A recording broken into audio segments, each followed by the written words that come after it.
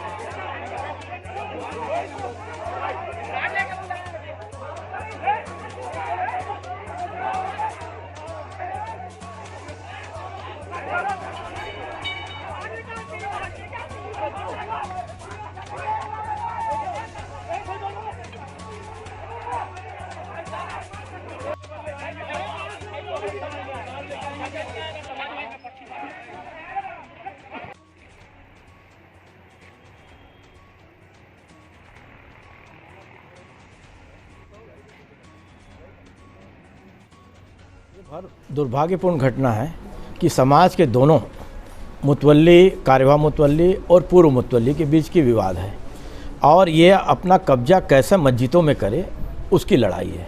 आज देखे लठ चले, किसी का सर फट गया, बट के ठेकेदार बनना है, मुतवल्ली साहब देना है और उनको एक मंच चाहिए, तो मंच के लिए मुतवल्ली साहब, और चूँकि उनको राजनीतिक अड्डा बनाना, और हम ये विवाद की मस्जिदों को राजनीतिक अड्डा मत बनाओ, सबसे विवाद की स्थिति यही है और कोई बात। शंकर पैकरा है, एसडीएम महासमुंद। सर जैसे यहाँ सूचना मिली थी कि सलीम राज जी का एक प्रेस कॉन्फ्रेंस था, वक्फ बोर्ड की संपत्ति के संबंध में उनका एक बैठक यहाँ रखा हुआ था। वो एक ही समुदाय के दो गुट थे, उसमें किसी वर्चस्व की बिंदु के भी लेकर लड़ाई हुई थी, उसके संबंध में यहाँ सूचना मिली थी हमको। मीटिंग चल रहा था, उसके बाद आया तो यहाँ मेरे आने के पहले यहाँ पुलिस बल उपलब्ध था, टीआई साहब भी खुद मौके पर उपस्थित हो गए थे उस समय।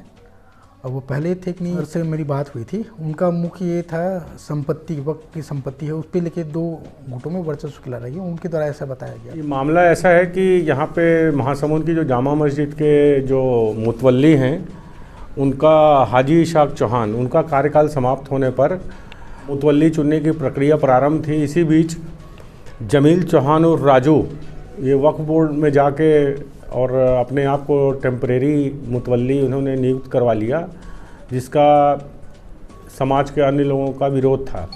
इसी विवाद के चलते, विरोध के चलते आज जब वक्फ बोर्ड के अध्यक्ष यहाँ आए थे तो उनसे मिलने पहुँचे थे दोनों पक्ष के लोग, और उसी बीच दोनों पक्षों में वाद विवाद हुआ, जिसमें दोनों पक्षों में मारपीट हो गई।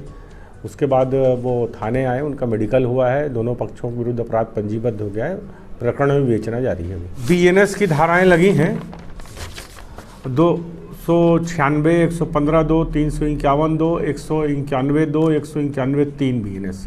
इस विवाद में कितने लोग घायल हुए दोनों पक्ष? एक पक्ष में 4 लोग घायल हैं, एक पक्ष में 3 लोग हैं। सभी का मेडिकल करा दिया गया है और मेडिकल के आधार पे अन्य और कार्रवाई की जाएगी। आगे स्थिति क्या रहेगी, क्या लग रहा है? विवाद और विवाद सुलझाने के लिए समाज के वरिष्ठ लोगों को हमारे द्वारा निर्देशित किया गया है, ताकि भविष्य में ये ऐसा ना हो और प्रतिबंधात्मक कार्रवाई भी की जाएगी इनकी विरुद्ध। पुलिस मौके पे तत्काल पहुंच के दोनों पक्षों को समझाइश दी, फिर दोनों पक्ष थाने आए, उनको मेडिकल कराया गया